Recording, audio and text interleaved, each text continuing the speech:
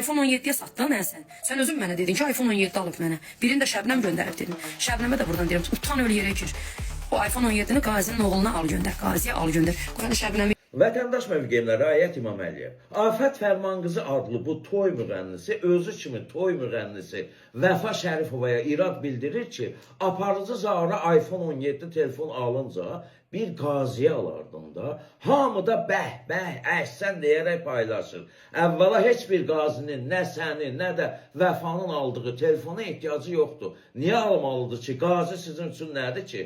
Mən də Qarabağ döyüşçüsüyəm. Biz vətəni təmənnasız sevmişik. Torpaqlarımızı namusumuz üçün qorumuşuq. Sizlərdən telefon, kontur, tula payı istəmək üçün yox.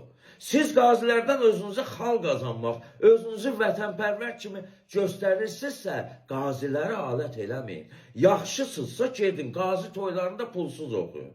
Gedin Vəfa ilə, Flora ilə nə davanız varsa, öz aranızda həll edin. Qaziləri, şəhidləri ortaya qatmayın. Kim kimə nə hədiyyə alıbsa özü bilər, Vəfa bilər, Zaur bilər, bizlərə dəxli yoxdur.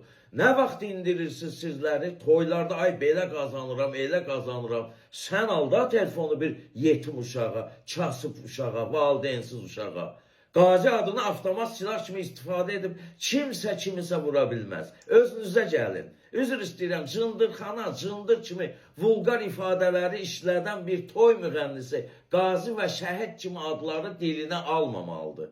Toylarınız azalan kimi, dəbdən düşən kimi başlayırsınız birinin sevgilisi ilə, birinin oynaşı belə, qırırsınız bir-birinizi. Gedin sənətinizlə gündəmə gəlin, layihələrinizlə gəlin efirlərə. Ağıllı olun, bezdiyi axı.